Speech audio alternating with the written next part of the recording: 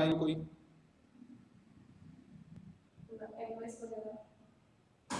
नहीं, जैसे movie launch होती है, जैसे कोई भी मूवी बनाई। पायरेसी तो अलग चीज, पायरेसी से कमा रहे हैं पैसा, वो एक अलग चीज है। चलो जी, अच्छा मेरी बुक तो पेज नंबर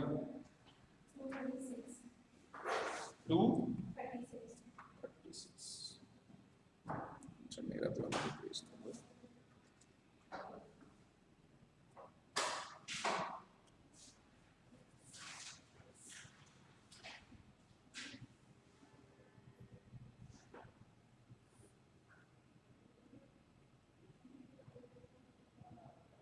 मेरा 213 पेज नंबर है।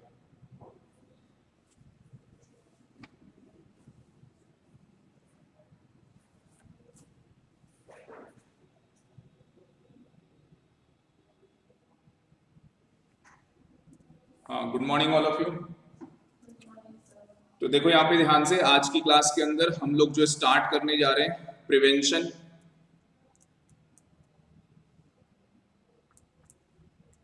Of money laundering act 2002।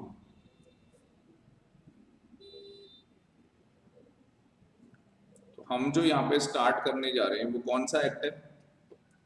बोल दो एक बार, नाम क्या है? 2002।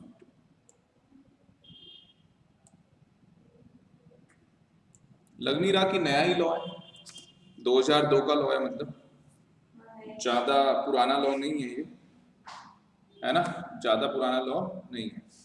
एक बार मैं आपको इंटरनेट के थ्रू दिखा देता हूँ।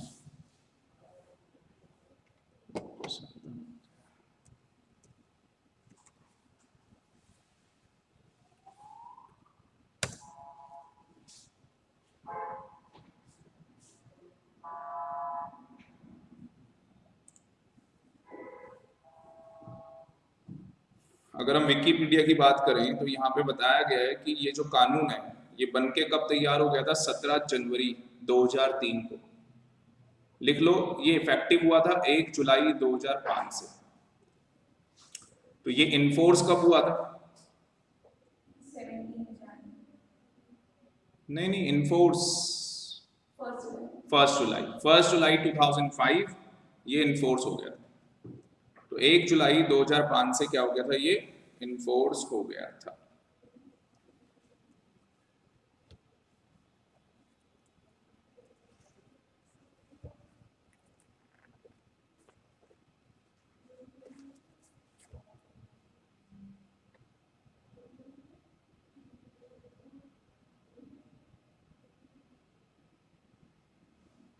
चलें आगे।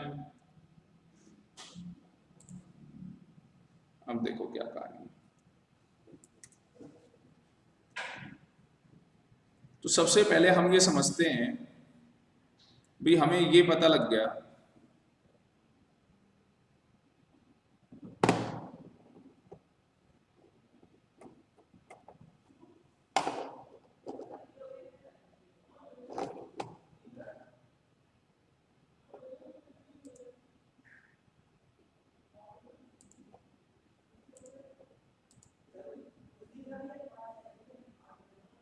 हमें ये पता लग गया कि जो हमें सबसे पहले ये जानना है कि जो मनी लॉन्ड्रिंग है वो क्या होता है। हमें ये पता लग गया कि ये जो एक्ट है ये कब से एप्लीकेबल हुआ? 1 जुलाई 2005 से अप्लाई हुआ है। ठीक है, अब हमें ये जानना है मनी लॉन्ड्रिंग क्या होती है। अच्छा, जो ये एक्ट है ये हमें मनी लॉन्ड्रिंग प्रमोट करना सिखा रहा है या प्रिवेंट करना सिखा रहा है? प्रिवेंट करना सिखा रहा है। क्यों?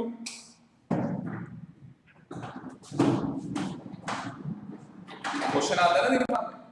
ये जो एक्ट है ये हमें मनी लॉन्ड्रिंग को प्रमोट करना सिखा रहा है या प्रिवेंट करना सिखा रहा है? प्रिवेंट करना सिखा रहा है। क्यों? क्योंकि सर अगर मनी लॉन्ड्रिंग होगी, एक वर्ड में अगर मैं बोलूं तो मनी लॉन्ड्रिंग क्या है, मैं ML लिखूंगा। अगर मैं एक वर्ड में बोलूं तो मनी लॉन्ड्रिंग क्या है? मनी लॉन्ड्रिंग क्या है? लिखना मेरे साथ साथ। प्रोसीड्स ऑफ क्राइम क्या है? Proceeds of crime. Money laundering क्या है? Proceeds of crime. सर आपके दिमाग में ये आ रहा होगा कि सर प्रोसीड्स ऑफ क्राइम क्या होता है? आपके दिमाग में क्या आ रहा होगा? प्रोसीड्स ऑफ क्राइम क्या होता है? प्रोसीड्स ऑफ क्राइम का मतलब होता है कि आपके पास ब्लैक मनी है। प्रोसीड्स ऑफ क्राइम अभी बात करेंगे क्या होता है। अभी मैं इन जनरल वर्ड में बता रहा हूं प्रोसीड ऑफ क्राइम का मतलब क्या है। आपके पास ब्लैक मनी है। आपके पास कौन सा मनी है? ब्लैक मनी है। वो ब्लैक मनी आपके पास आया कहां से है? क्राइम करके आया है। वो ब्लैक मनी आपके पास कहां से आया है? क्राइम करके आया है। आपने कोई क्राइम किया है जहां से आपके पास क्या आया है? ब्लैक मनी आया है। और उस ब्लैक मनी को आप क्या कर रहे हैं? व्हाइट मनी में कन्वर्ट कर रहे हैं। तो मैं बोल सकता हूं money laundering is a process where black money converted into white money. Money laundering is a process where black money converted into white money. अब देखो क्या बोला मैंने इसके अंदर। मैंने कहा आपने क्या किया है? कोई क्राइम किया है। अब बात यह आती है कि मैंने कौन सा क्राइम किया। क्राइम जो है वो डिफाइन किया गया है आईपीसी के अंदर 1860। आईपीसी आपको बताइए, भारतीय दंड संहिता, इंडियन पीनल कोड। तो आईपीसी के अंदर क्या किया गया है? क्राइम को डिफाइन किया गया। पर जो आईपीसी के अंदर क्राइम को डिफाइन किया गया, जो किसके अंदर डिफाइन किया गया? आईपीसी के अंदर क्राइम को डिफाइन किया गया, वो डेफिनेशन यहां पे नहीं ली गई है। उस डेफिनेशन को यहां पे नहीं लिया गया। बात समझ में आ रही है? तो सर यहां पे जो क्राइम है उसका फिर मीनिंग क्या है? तो यहां पे जो क्राइम है वो मेंशन किया गया है शेड्यूल के अंदर। कहां पे मेंशन किया गया है? शेड्यूल के अंदर। और ये शेड्यूल किसका है? Prevention of money laundering act 2002 का।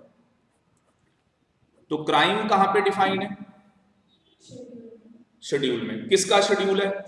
Prevention of money laundering act का शेड्यूल है। इतना समझ में आ गया? अब इस शेड्यूल के अंदर दो पार्ट है। इस शेड्यूल के अंदर कितने पार्ट हैं? दो पार्ट है। एक इसके अंदर है पार्ट ए और दूसरा इस शेड्यूल के अंदर क्या है? Part B. अच्छा, क्या मैं ऐसे बोल सकता हूं जो prevention of money laundering act है उसके अंदर एक ही शेड्यूल है?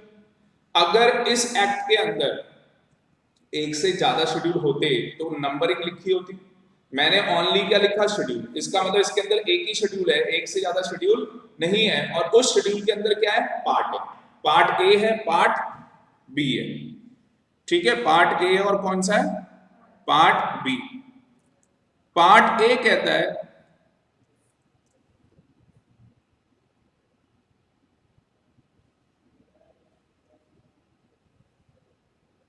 कि आपके पास यहां पे मोर सीरियस ऑफेंस, क्या लिखता है? More serious offence. और पार्ट बी में क्या लिखता है? Less serious offence. और लेस सीरियस ऑफेंस का मतलब है जिस ऑफेंस की वैल्यू अप टू 30 लाख और मोर, 30 लाख या 30 लाख से ज्यादा, 30 लाख या 30 लाख से ज्यादा।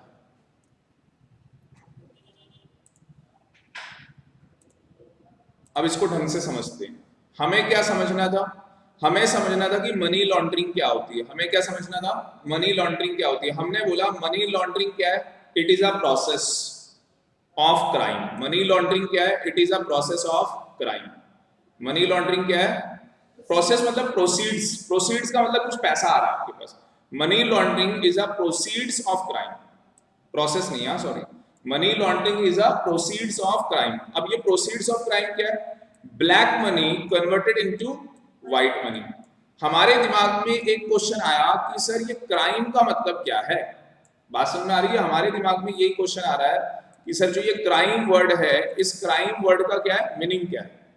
तो उसने क्या बोला, जो ये क्राइम है, ये जो आईपीसी के अंदर डिफाइन है वो नहीं लेना, ये शेड्यूल के अंदर डिफाइन है। कौन सा schedule? Prevention of money laundering act का।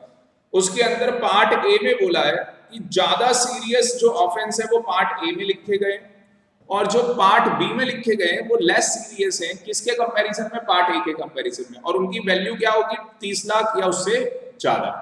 जैसे मैं एक एग्जांपल देता हूं, आपने सुपारी ले ली कि भाई मैं किसी का मर्डर करूंगा, और आपने कहा कि मैं 50 लाख रुपए लूंगा इसके मर्डर करने के, तो उस केस के अंदर हम उसे कहां पे लेके आएंगे? पार्ट बी के अंदर। उस केस के अंदर हम उसे कहां पे लेके आएंगे? पार्ट बी के अंदर, कि सर उसे 50 लाख रुपए मिल रहे हैं। मुझे बताओ, क्राइम तो है ही ना। पर अगर मैं आईपीसी की बात करूं तो उसे डायरेक्टली क्राइम बोल देते हैं, बट यहां पे उसे कौन सा क्राइम बोल रहे हैं कि सर वो लेस सीरियस है। किसके कंपैरिजन में? बी के कंपैरिजन में। अब आप कहोगे सर किसी का मर्डर करना ऐसे कैसे हो सकता है कि सर वो लेस सीरियस ऑफेंस हो? ऐसा कैसे हो सकता है कि सर वो क्या होगा? लेस सीरियस ऑफेंस होगा। देखो मैं आपको बताता हूं क्या कहानी है। नहीं, 30 लाख और मोर लिखा है, अभी मैं दिखा रहा हूँ, एक्ट के अंदर लिखा हुआ हाँ ये देखो ना, एक्ट के अंदर लिखा हुआ है, ये देखो 30 लाख और मोर, नजर आया आपको? 30 लाख और मोर। तो कहानी क्या है यहाँ पे आशी, अगर आप ध्यान से देखेंगे तो कहता है शेड्यूल ऑफेंस दो होते हैं, एक पार्ट ए के अंदर है और दूसरे पार्ट बी के अंदर है। पार्ट बी के अंदर जो वैल्यू होगी वो 30 लाख या उससे ज्यादा होगी। आपने काम किया, आपने किसी का मर्डर कर दिया, किडनैपिंग की आपने, ठीक है ना। कुछ ऑफेंस आपने किससे रिलेटेड किए? आर्म्स से रिलेटेड किए, कुछ वाइल्ड लाइफ से रिलेटेड किए, ऐसे आपने ऑफेंस किए। अगर आप देखो यहाँ पे पार्ट ए में कह रहा है कि आप ऐसे ऑफेंस कर रहे हैं जिससे क्या हो सकती है? वॉर हो सकती है, सरकार में क्या हो जाएगी? वॉर हो जाएगी। मुझे बताओ, आपने सुना होगा अक्षय की एक मूवी आई थी, स्लीपिंग सेल होते थे उसमें, बेबी मूवी थी, कौन सी थी? हॉलीडे थी। तो मुझे बताओ क्या मतलब, पाकिस्तान का तो हम खुलेआम नाम ले सकते हैं, तो क्या मुझे बताओ पाकिस्तान ऐसी एक्टिविटी करवाता है या नहीं करवाता? आजो आजो, क्या और कोई छुट्टी पे? क्या पाकिस्तान ऐसी एक्टिविटी करवाता है या नहीं करवाता कि यहाँ पे कुछ ऐसा करवाता है जिससे कि क्या हो कि सर जो भारत सरकार है और जो हमारा जो कंट्री है उसमें क्या हो जाए? सर दंगे हो जाए, उसके अंदर क्या हो जाए? दंगे हो जाए। क्या मुझे बताओ उसके लिए भी पैसा आता होगा? नहीं आता होगा? उसके लिए भी पैसा आता होगा, हवाला रूट से वो पैसा आता है। मैं बताऊंगा हवाला रूट क्या होता है, आगे की बात समझ में। तो वो सारा क्या होता है? ब्लैक मनी होता है वो। और यहाँ पे जो लोग हैं उनको भी पैसा मिल रहा है, इसका मतलब वो लोग भी जो पैसा अर्न कर रहे हैं वो भी क्या है? Black money. वो भी क्या है? ब्लैक मनी है। तो जैसे आप ड्रग्स बेच रहे हो, ठीक है ना, तो उससे भी जो पैसा आप अर्न कर रहे हो, आपको पता है कि उड़ता पंजाब मूवी आई थी, तो कई लोगों को मतलब कई लोगों को क्या मतलब ये भी अच्छा खासा बिजनेस हो गया था, ड्रग्स का बिजनेस करना। तो उसमें भी आपको पता होगा जो भी लोग पैसे कमा रहे हैं, सारा कैसे पैसा कमा रहे हैं? ब्लैक मनी कमा रहे हैं। हम लोगों ने एक नया एक्ट स्टार्ट किया जिसका नाम किया prevention of money laundering act. हम यहाँ पे सबसे पहले ये समझना चाहते हैं कि ये मनी लॉन्ड्रिंग क्या होती है। तो मनी लॉन्ड्रिंग क्या होती है सर? मनी लॉन्ड्रिंग क्या है? एक प्रोसीड्स है। मनी लॉन्ड्रिंग क्या है? प्रोसीड्स है। किस चीज की प्रोसीड है? क्राइम की है। कि आपने क्या किया, मीनाक्षी यहां ध्यान देना प्लीज, आपने क्या किया है? आपने एक क्राइम किया। हमने एक नया एक्ट स्टार्ट किया है, मनी लॉन्ड्रिंग। हम जानना चाहते हैं मनी लॉन्ड्रिंग होती क्या है। एमएल का मतलब क्या है? Money laundering.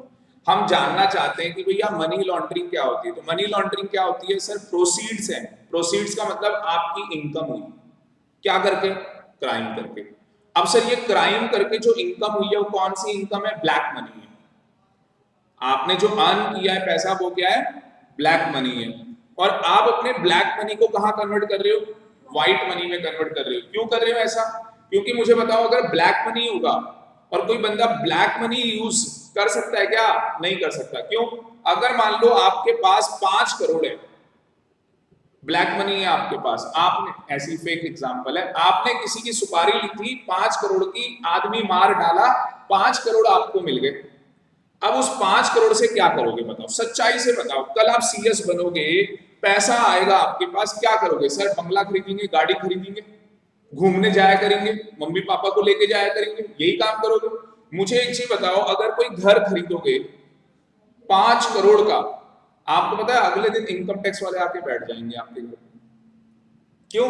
क्योंकि ये चेक किया जाएगा कि जो आपने 5 करोड़ का घर खरीदा है, वो पैसा कहां से आया आपके पास, वो इनकम आपने कहां से जनरेट की। पूछा जाएगा ना भी आपसे कि आपने जो 5 लाख रुपए अर्न किए वो कहां से कमाए। और जब इनकम टैक्स डिपार्टमेंट आपसे सोर्स ऑफ इनकम पूछेगा तो क्या आप डिस्क्लोज कर पाएंगे? नहीं कर पाएंगे। आप क्या कहेंगे? मैंने फिरौती ली थी, एक आदमी की सुपारी ली थी मैंने, टपकाने की, वहां से 5 करोड़ आया, तो जेल भी जाओगे। क्यों? क्योंकि वो आईपीसी के अंदर क्या है? क्राइम है।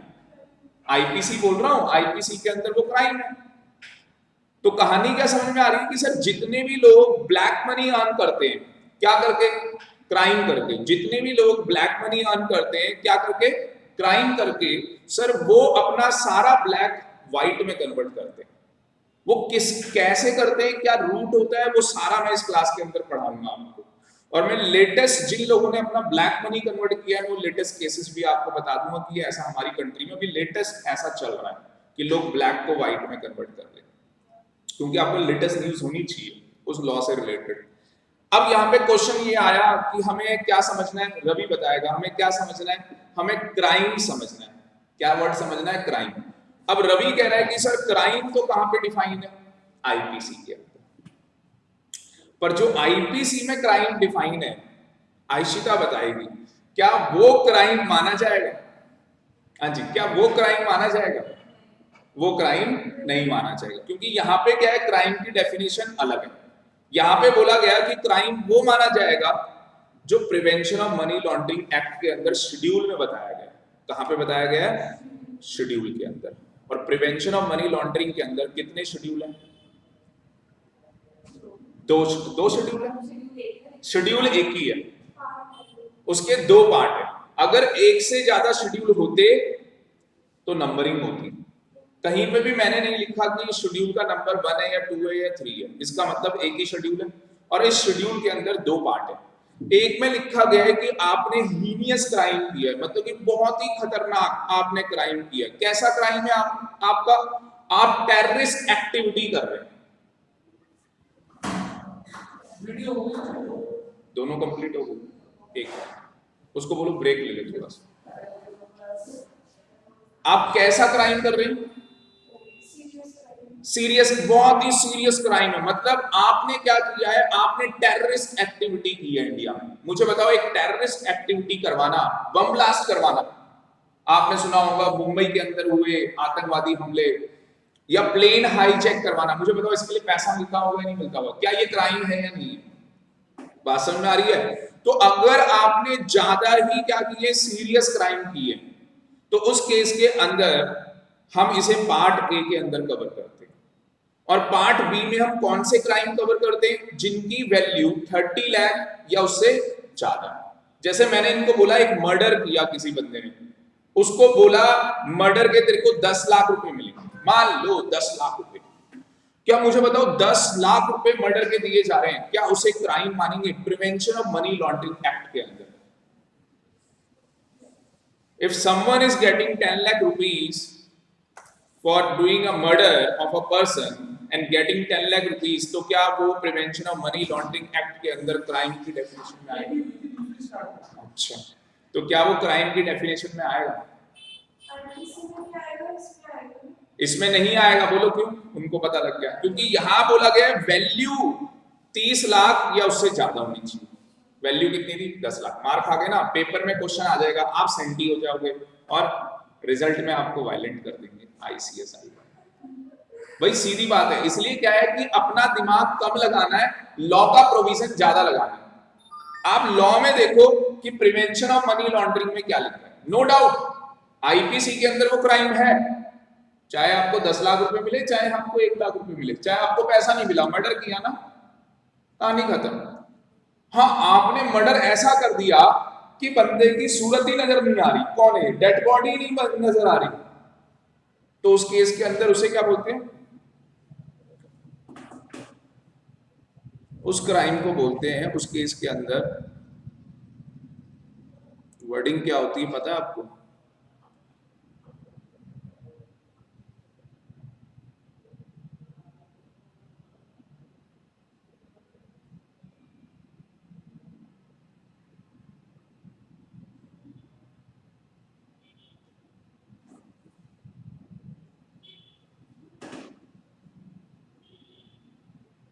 रिग्रियस क्राइम, इसको बोलते हैं रिग्रियस क्राइम। मतलब कि दिखा आपको रिग्रियस क्राइम का मतलब क्या है कि भैया अब आपको इम्प्रीजमेंट होगी, जेल जाओगे आप कहोगे सर जेल तो वैसे भी जाते हैं,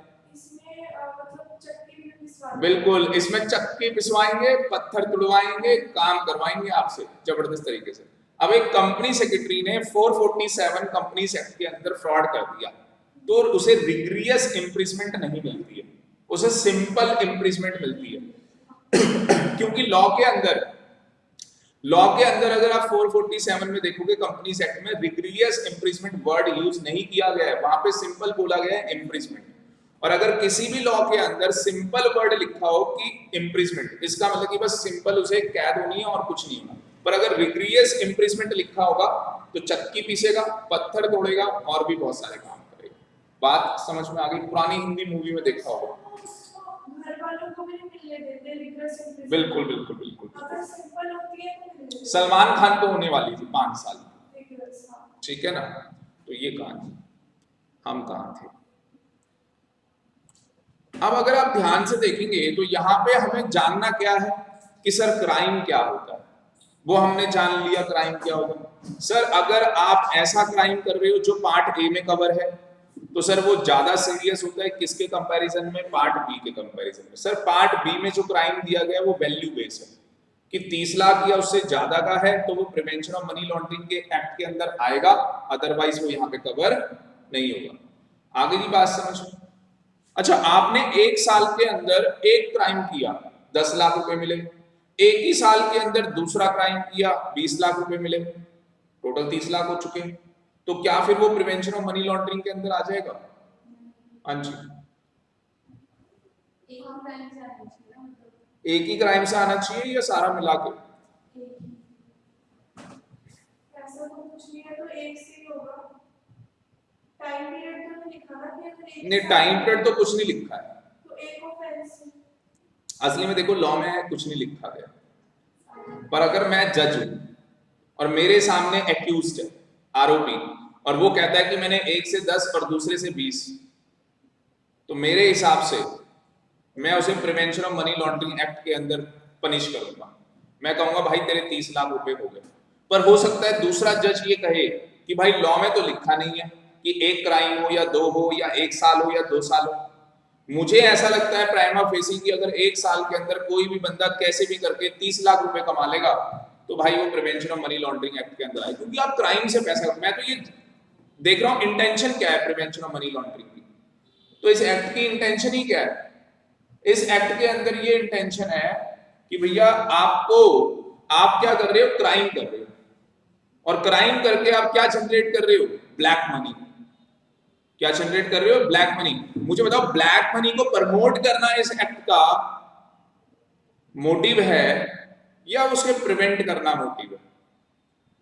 प्रिवेंट करना है ना मोटिव। क्राइम कम होगा तो मनी लॉन्ड्रिंग कम होगी।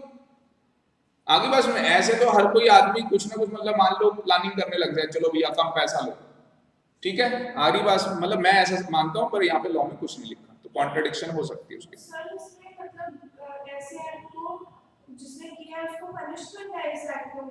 हाँ देखो, अगर हम मनी लॉन्ड्रिंग रोकेंगे ऑटोमेटिकली क्राइम, मनी लॉन्ड्रिंग हमने रोक दी, ऑटोमेटिकली क्राइम कम हो गया।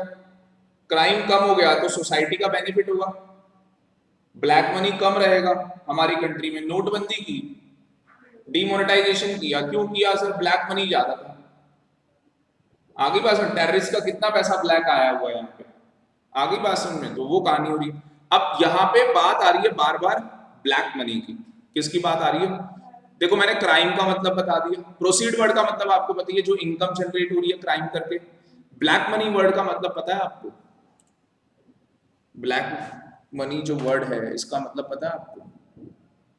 कोई भी लीगल काम करके नहीं कमाया, इलीगल करके कमाया। जैसे मैं आपको पढ़ा रहा हूँ तो लीगल बताओ लीगल है? अच्छा अभी बता दो। नहीं, टैक्स अगर आप नहीं दे रहे तो एक ब्लैक। हाँ वेरी गुड, क्या बात है, गुड, इंटेलिजेंट बच्चा है यार।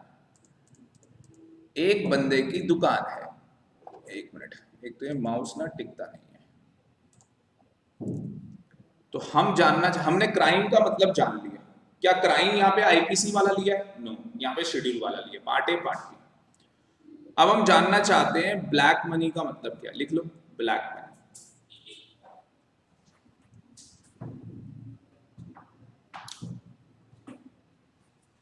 दो बातें, एक ब्लैक मनी जनरेट होता है जो कि हम कहते हैं टैक्स इवेजन करने से। हम क्या कहते हैं? एक ब्लैक मनी जनरेट होता है टैक्स इवेजन करने से।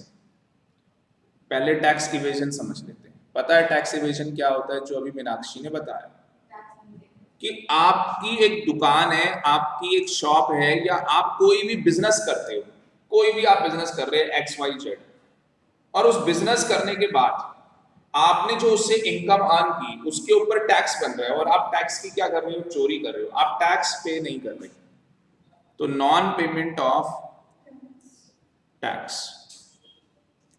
अगर हम नॉन पेमेंट ऑफ टैक्स कर रहे हैं, इसका मतलब हम क्या अर्न कर रहे हैं? हम लोग क्या कर रहे हैं? टैक्स इवेजन कर रहे हैं, और उससे क्या हो रहा है? ब्लैक मनी जनरेट हो रहा है हमारे पास। चलो एक एग्जांपल ही दे देता हूं, एक बंदे की सैलरी इनकम है, क्या वहां पे टैक्स इवेजन हो सकता है? यस, वहां पे हो सकता है। अभी हमारे पास 3 दिन पहले एक केस आया था, वही केस आपके सामने लेने जा रहा हूं। एम्प्लॉय का नाम नहीं लेंगे, और क्या केस था वो आपको बताते हैं। वो बंदा जॉब करता है और ज्यादा पैकेज नहीं है उसका, 40 लाख का पैकेज है साल का, 40 लाख रुपीज, हैंडसम अमाउंट है भाई, 40 लाख रुपए कमा रहा है। अब क्या हुआ मीनाक्षी कि उसके पास 8 लाख रुपए कंपनी ने पे किए, और जब कंपनी पैसा पे करती है तो कंपनी उसके ऊपर टीडीएस काट लेती है।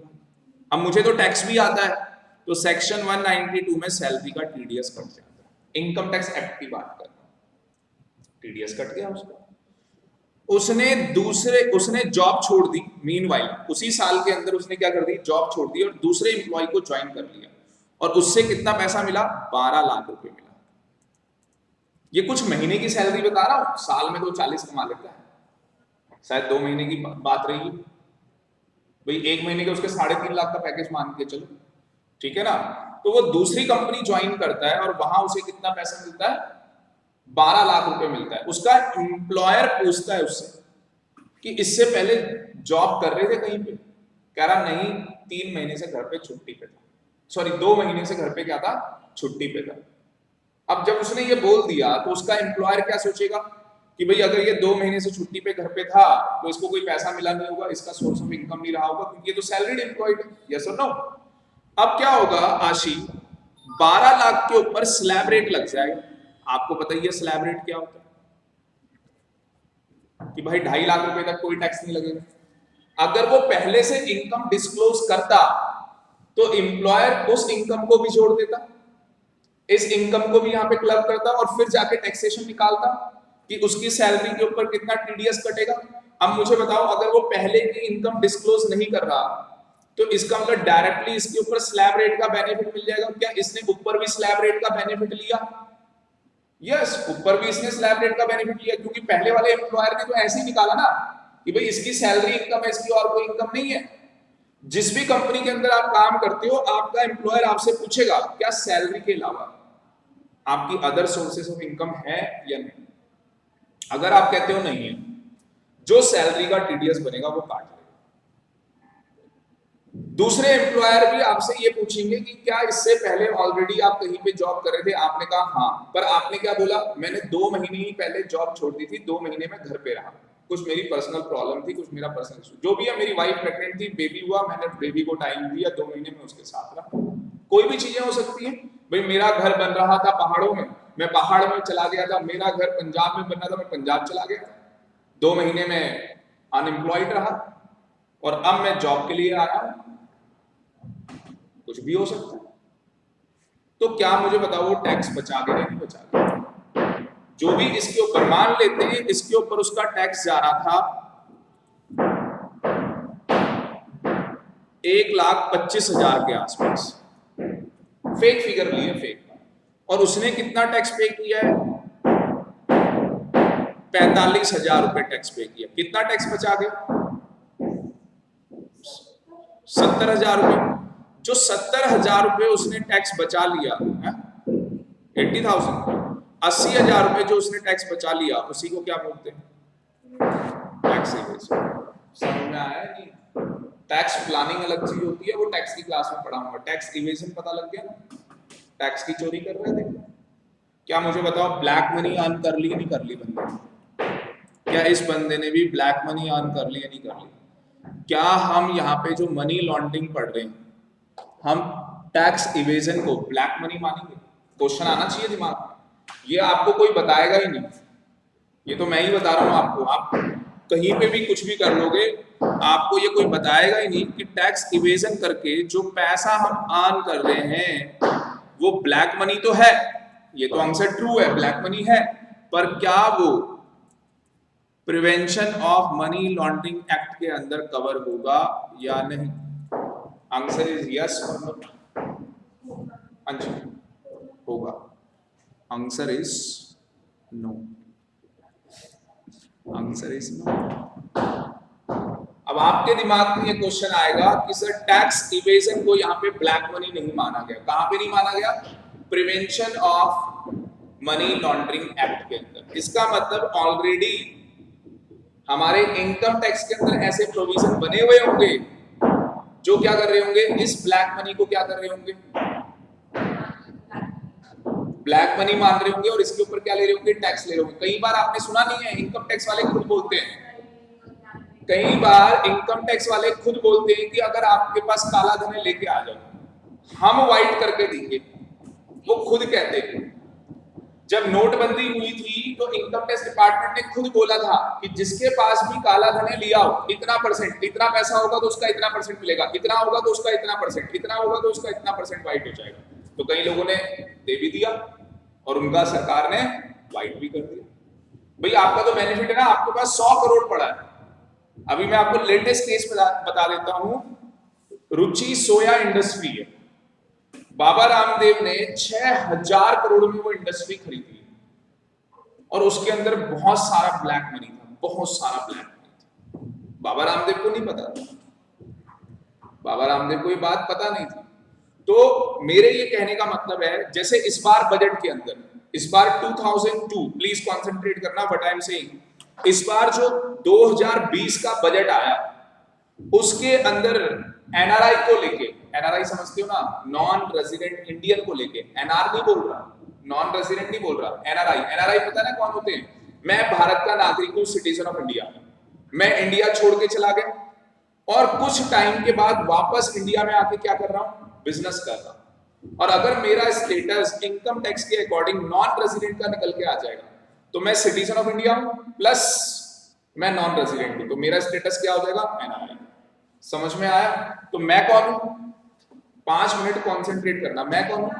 एनआरआई। मैंने एनआरआई ने क्या किया? इंडिया में एक बिजनेस स्टैब्लिश कर लिया। मैंने इंडिया में क्या कर लिया? एक बिजनेस स्टैब्लिश कर लिया। देखना कितनी इंटरेस्टिंग कहानी, बहुत इंटरेस्टिंग कहानी। मैंने इंडिया में एक बिजनेस स्टैब्लिश कर लिया और मीनाक्षी, मैंने उससे बहुत ज्यादा पैसे अर्न किए, करोड़ों पैसा छापा। आपको पता होगा एनआरआई इंडिया में बहुत पैसा इन्वेस्ट करते हैं और करोड़ों पैसा छापते हैं। अब मैंने ये करोड़ों पैसा छापा, हमारे इनकम टैक्स लॉ में लिखा हुआ है कि अगर एनआरआई कोई भी इन्वेस्टमेंट इंडिया में करेगा और उससे इनकम जनरेट कर रहा है तो उसके ऊपर कोई टैक्स नहीं। उसके ऊपर कोई टैक्स नहीं है। सेक्शन 10 के अंदर एग्जम्प्ट कर दिया वो पैसा। मुझे बताओ एनआरआई को एक बेनिफिट मिल गया या नहीं मिल गया? दूसरा, अगर कोई एनआरआई अपने पैसे को नॉन रेजिडेंट एक्सटर्नल अकाउंट में डिपॉजिट कर दे, एक एनआरआई अकाउंट होता है, तो एनआरआई का नॉन रेजिडेंट एक्सटर्नल अकाउंट होता है, अगर वो वहां डिपॉजिट कर दे तो उस अकाउंट को टैक्स फ्री बोलते हैं, उस पर टैक्स नहीं लगता। भाई आज मैं अपने अकाउंट में पैसा डालूं और अगर वहां पे इंटरेस्ट आ जाए 10,000 रुपए से ज्यादा तो टीडीएस कट जाता है। अगर आपके बैंक अकाउंट में सेविंग में पैसा रखा है और इंटरेस्ट का पैसा 10,000 से ज्यादा है, टीडीएस कट जाता है। आ रही कुछ बातें समझ में? यहां पे क्या कह रहे हैं, एनआरआई अकाउंट में कितना पैसा रख लो कोई टैक्स नहीं कटेगा। बताओ ऐसा क्यों कर रहे हैं एनआरआई के साथ? भाई इससे जितने भी ज्यादा लोग हमारे इंडिया छोड़ के गए थे और उन्होंने क्या कमाया है, फॉरेक्स कमाया है। जितना ज्यादा फॉरेक्स इंडिया में इन्वेस्ट करेंगे, इंडिया का बेनिफिट है ना, करेंसी स्ट्रांग हो जाएगी, इंडिया की इकोनॉमी स्ट्रांग होगी, एम्प्लॉयमेंट तो दे ही रहे हैं। और मुझे बताओ उनका लाइफस्टाइल तो अलग ही होगा। आपको पता, मतलब देख के पता लग जाता है ये आदमी एनआरआई है भाई साहब। कुछ बात समझ में आ रही है ना? असली में मैंने उन लोगों के अकाउंट भी खोले, उनको देख के पता लग जाता है भाई ये बहुत ही ज्यादा बड़े आदमी है। अलग ही, मतलब बोलने का तरीका बहुत अलग हो जाता है उनका, सोच बहुत अलग। अब मुझे बताओ एनआरआई इंडिया में क्या कर रहा है? सर पैसा कमा रहा है। क्या मुझे बताओ एनआरआई के पास ब्लैक मनी होता होगा या नहीं होता? हवाला ट्रांजैक्शन से आता है ये ब्लैक मनी। कैसे आता है बताता हूं आपको। दाऊद, आपने नाम सुना होगा कि दाऊद का पैसा इस मूवी पे लगा हुआ है। इस एक्टर ने ये मूवी बनाई, इसमें दाऊद का भी पैसा लगा। आपने कई बार सुना होगा डीएलएफ ने इतना बड़ा प्रोजेक्ट लिया जिसमें सोनिया गांधी का पैसा लग गया या किसी और अंडरवर्ल्ड का पैसा लग गया। आपको पता है सबसे ज्यादा मोटा पैसा खर्च करना हो तो फिल्म इंडस्ट्री में खर्च करो, बहुत पैसा लगता है। रियल एस्टेट में खर्च करो, बहुत पैसा लगता है। बात समझ में आ रही है? ये कुछ ऐसी एक्टिविटीज हैं जहां पे पैसा मोटे अमाउंट में खर्च होता है।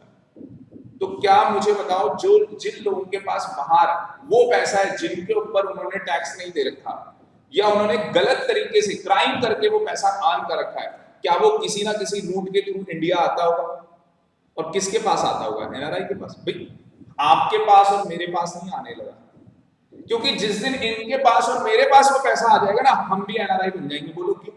हम भी तो बाहर जाया करेंगे ना उनसे मिलने के लिए, क्योंकि भाई हमें क्या करना है, वो पैसा इंडिया में किसी ना किसी रूट से लेके आना है। तो जब तक उनसे दोस्ती नहीं होगी तो पैसा आएगा कहां से? दोस्ती करने के लिए बाहर जाना पड़ेगा, बाहर जाके रहना पड़ेगा, घूमना पड़ेगा, उनके साथ बैठना पड़ेगा, मीटिंग करनी पड़ेगी। और हम भी क्या बन जाएंगे? एनआरआई। क्यों? आप इंडिया से बाहर जा रखे हो और एक टाइम पीरियड के बाद आपका स्टेटस क्या हो जाएगा? एनआरआई का स्टेटस हो जाएगा। अब मुझे बताओ एक एनआरआई इंडिया में पैसा लगा रहा है, एक तो उसके पास क्या है, बाहर वाले का पैसा आ रखा है जो उसने क्राइम से अर्न किया, या उसके पास वो टैक्स फ्री पैसा है जिसके ऊपर कोई टैक्स नहीं लगा, वो पैसा आ गया है। चाहे वो फिल्म इंडस्ट्री में आया, चाहे वो रियल एस्टेट में आया, किसी भी जगह पे आया। अब ये इतना सारा, ध्यान से देखना, अब देखना, इन्होंने बहुत सारा पैसा एनआरआई ने क्या कर लिया? इनकम जनरेट कर ली। भारत सरकार ने उसके ऊपर टैक्स लिया? नहीं लिया। अब पता है ये क्या करते हैं? ये इस पैसे को हवाला रूट के थ्रू, मतलब इसकी मनी की लॉन्ड्रिंग करते हैं। कैसे करते हैं? ये यहां से पैसा ऐसी कंट्रीज लेके जाएंगे जो टैक्स हेवन कंट्रीज हैं, जिनमें कोई टैक्स नहीं है। जैसे मॉरिशस लेके चले गए, हांगकांग लेके चले गए, ऐसी कंट्रीज लेके चले जाएंगे जहां पे क्या है? टैक्स फ्री, जहां पे कोई टैक्स नहीं लगता। अब मुझे बताओ अगर ये पैसा उन कंट्री में जाएगा जहां पे क्या है? टैक्स नहीं है, टैक्स फ्री है। इंडिया से टैक्स बचा गए, उस कंट्री से टैक्स बचा लिया। एप्पल ने भी क्या किया है? इंडिया में एज अ एनआरआई उसने पैसा अर्न किया है, पर अभी इनकम टैक्स के प्रोविजन में चेंज करके उसको बोल दिया कि भैया तेरे को टैक्स देना पड़ेगा, तो वो भी अब टैक्स देगा। आगे बात समझ में? वरना उसका क्या होता है? उसके पैसे में कोई टैक्स नहीं लग रहा। एप्पल वालों के पैसे में कोई टैक्स नहीं लगा रहे थे, इसका मतलब एप्पल वाला भी मजे ले रहा था। तो मुझे बताओ अगर एक एनआरआई इनकम जनरेट करने लग जाए इंडिया में, कोई टैक्स नहीं लग रहा, मजे ले रहा है। और अगर इस पैसे को इस रूट से लेके जाएगा जहां पे टैक्स हेवन कंट्री है, वहां पे भी टैक्स नहीं लगेगा। तो मुझे बताओ कहीं ना कहीं वो उस पैसे को इंडिया से बाहर ले गया। और अगर एक बार इंडिया से बाहर पैसा चला गया, मान लो उसने स्विट्जरलैंड मतलब स्विस बैंक में अपना डिपॉजिट करवा दिया पैसा, और उसके बाद वो वाइट करके इधर लिया। कैसे लिया आएगा पता है? वाइट करके। वो क्या कहेगा? वो बोल देगा वहां पे मिस्टर एक्स रहता है, और मिस्टर एक्स ने इस कंपनी को क्या दिया, लोन दिया। यहां वो कंपनी कौन बनाएगा, ये कंपनी सेक्रेटरी बैठ के, किसके कहने पे वो, अब बाहर मीटिंग हुई है, यहां एक कंपनी बनानी है, और कंपनी बनाई और उस कंपनी ने क्या ले लिया, बाहर से लोन ले लिया। क्या मुझे बताओ वापस इंडिया पैसा आ गया नहीं आ गया? मान के चलेंगे लोन का पैसा है वाइट पैसा, किसी और कंपनी से आया, वहां भी एक कंपनी बना दी उस लॉ के अकॉर्डिंग, वहां वो पैसा डाला, यहाँ उस कंट्री ने उस पैसे के बारे में इसलिए नहीं पूछा क्योंकि वो पैसा वाइट था। भाई इंडिया में कमाया था, फॉरेन कंट्री जो टैक्स हेवन थी वहां पे आपका पैसा गया था, वहां पे दोनों में टैक्स था ही नहीं, आपने किसी थर्ड कंट्री के अंदर वो पैसा दिखा दिया कि ये पैसा वाइट है, कोई कंट्री क्यों पूछेगी? आप इंडिया 10,000 करोड़ लेके आ जाओ फॉरेक्स, पूछेगा कोई? नहीं पूछेगा। भाई लेके आ रहा ना, क्या दिक्कत है? आप एक पार्टी में जाते हो, पार्टी होती है भाई ताज होटल में, बहुत शानदार पार्टी, आपको हर चीज वहां खाने पीने की और सब कुछ डेकोरेशन बहुत है, आप तो अपना खा पी के निकल लोगे ना। फिर चाहे मतलब मान लो कि वो करप्शन में, मतलब पैसा करप्शन का लगा हुआ था, क्या आपको क्या करना है, खा लेना भाई, हो गया। कुछ समझ गए ना बात को? दूसरी कंट्री में इतना पैसा लग रहा है, कोई कंपनी लगा रही है, हमें क्या दिक्कत है, लग रहा नहीं, हमारी कंट्री का बेनिफिट है। अब समझ रहे हो लोग क्या कर रहे थे? इस बार का जो बजट आया है उसके अंदर ये जो इस रूट के थ्रू ऐसा काम कर रहे थे उसको प्रिवेंट किया गया। किसके अंदर? इनकम टैक्स के अंदर।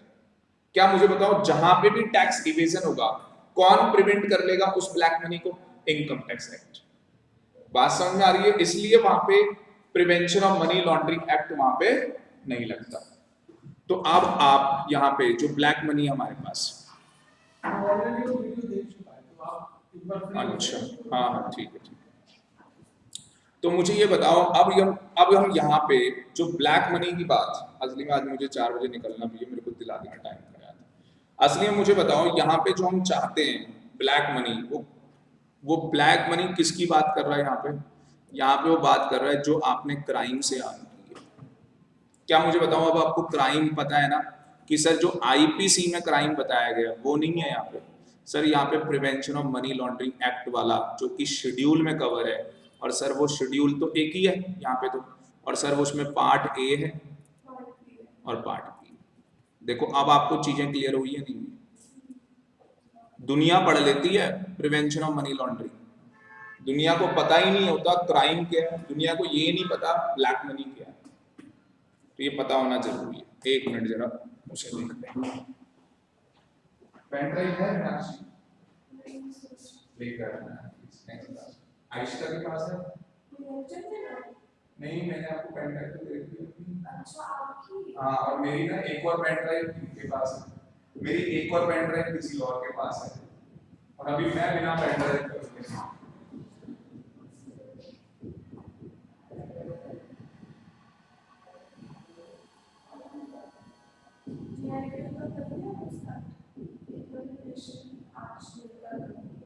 संडे को करना है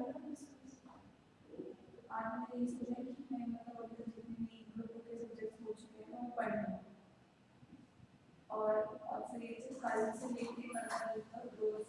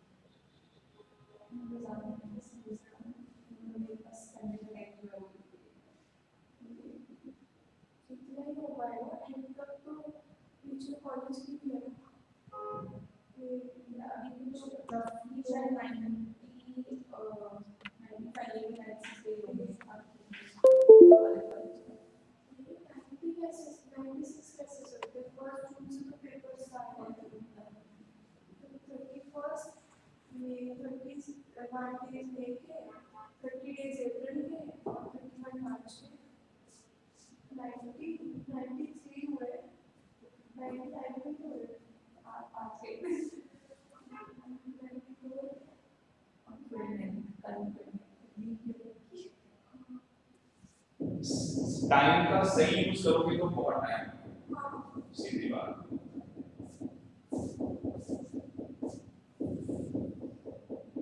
सर वो क्वेश्चन आते हैं सब में सेक्शन लिखा है।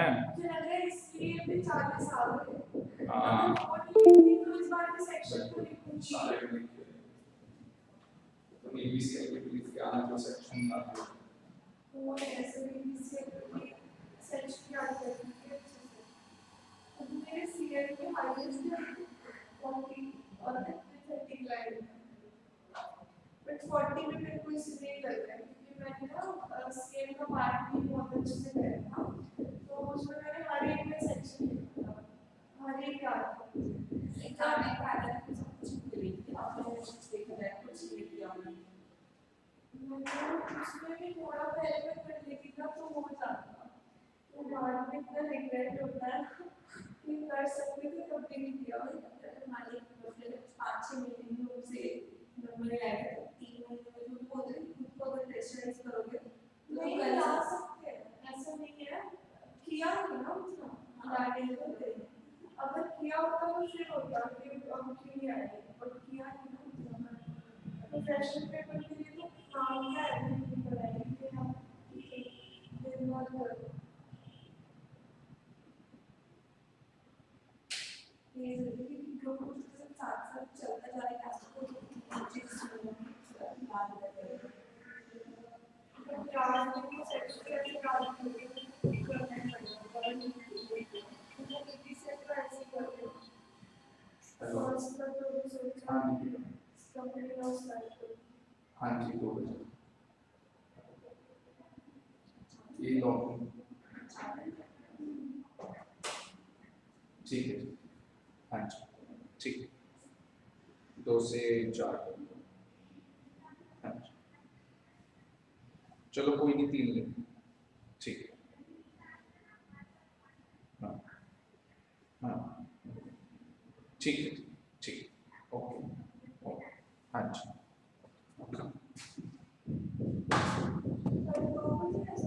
कल मेरी क्लास है बट मैं हाँ मैं कहीं और बिजी हूँ पर मैं उनको बोल दूंगा कि आप अपनी क्लास एक्सटेंड कर लो तो मैं संडे लूँगा क्लास ये तो ऑलरेडी 4 घंटे 10 से 2 हाँ तो वही है जो भी है 10 से 2 है तो थोड़ा सा और पढ़ लेना क्या जाए हाँ जिनका लेक्चर छूटा होगा वो लेक्चर का बैकअप देख लेंगे है ना अरे नहीं घर के लिए ही दे दूंगा यार चलो कोई नहीं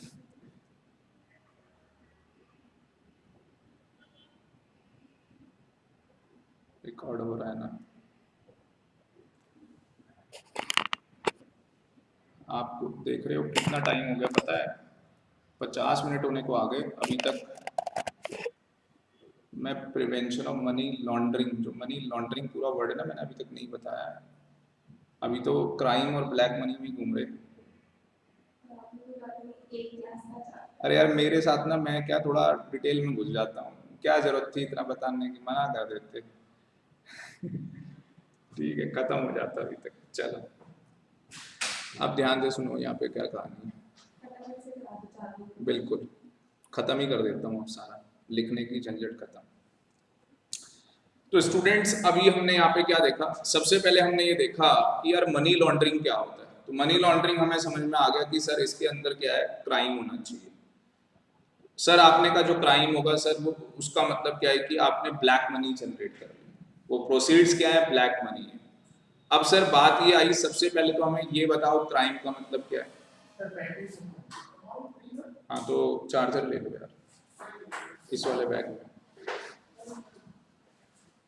तो सबसे पहले तो मुझे ये जानना होगा क्राइम वर्ड का क्या मतलब है उसके बाद मुझे क्या जानना होगा ब्लैक मनी क्या होता है क्या मुझे क्राइम पता लग गया क्या मुझे ब्लैक मनी पता लग गया क्या क्राइम जब मैं वर्ड समझ रहा था क्या मुझे सेंटी होना है कि 10 लाख का क्राइम किया नहीं सेंटी नहीं होना बस आपको ये देखना है वो crime prevention of money laundering act के अंदर शेड्यूल ए में आ रहा है या बी में आ रहा है आगे की बात समझो अब मैं आपको मीनिंग बताने जा रहा हूं कि मनी लॉन्ड्रिंग का मीनिंग क्या होता है अभी तक जो मैं बता रहा था बस मैं एक ब्रीफ आपको इंट्रोडक्शन दे रहा था बर्ड आई व्यू में आपको बता रहा था अब मैं डिटेल में आ रहा हूं तो आप लोग लिख सकते हैं मीनिंग ऑफ अच्छा लिखने की कोई जरूरत नहीं है आपके पास बुक्स हैं आप सीधे वहां पे जो वर्डिंग्स में बोलूं वो वहां पे मार्क कर लेना।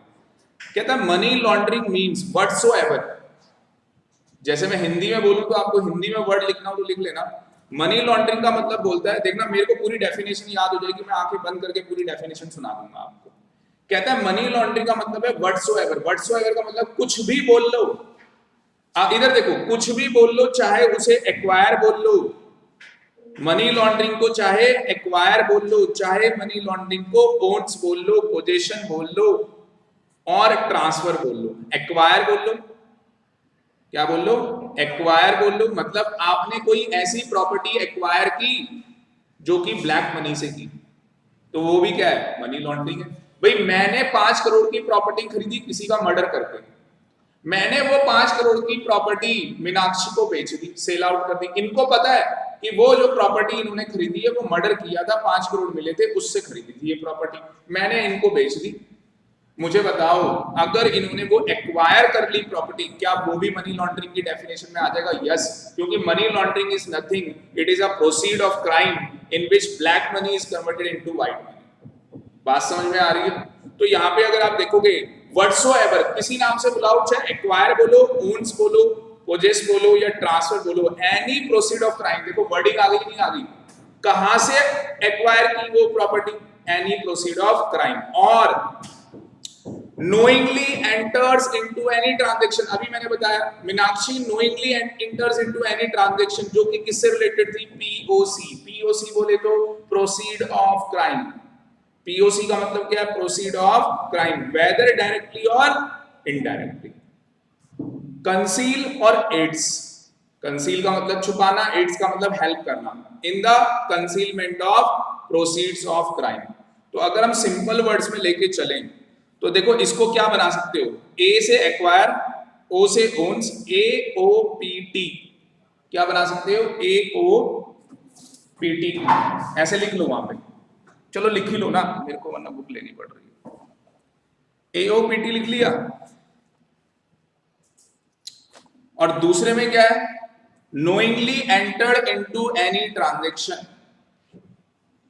knowingly entered into any transaction।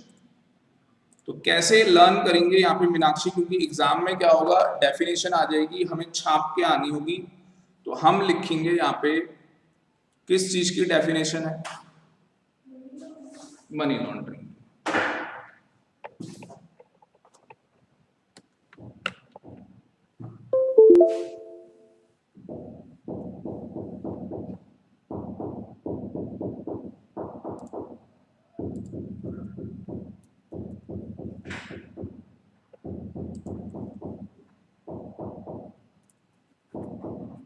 क्या करा है? व्हाटसोएवर, कुछ बोल लो। क्या बोला हमने? AOPT। AOPT क्या है? एक्वायर, ओन्स, पोजेस और ट्रांसफर, क्या? Proceed of crime. और दूसरा देखो क्या बोला? Knowingly entered into any transaction, knowingly entered into any transaction, और वो भी ट्रांजैक्शन किसकी वजह से हुई है? प्रोसीड ऑफ क्राइम की वजह से हुई है। और तीसरे वाले में क्या है? कंसील किया आपने या आपने एड किया है, किससे? ये भी सेम वही, प्रोसीड ऑफ क्राइम से। तो यहां पे क्या बताना चाह रहा है कि आप चाहे एक्वायर करो, चाहे आप ओन्स करो, चाहे पोजेस करो और ट्रांसफर करो, POC, proceed of crime. Knowingly inter वाला समझ में आ गया? कंसील और एड वाला समझ में आ गया?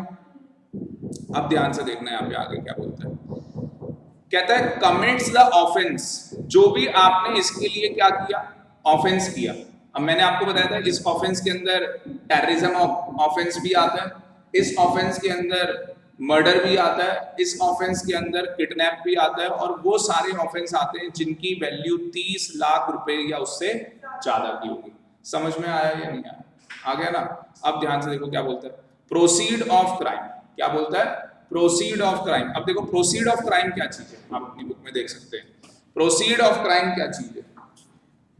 कहता है प्रोसीड ऑफ क्राइम क्या चीज है? Means any property.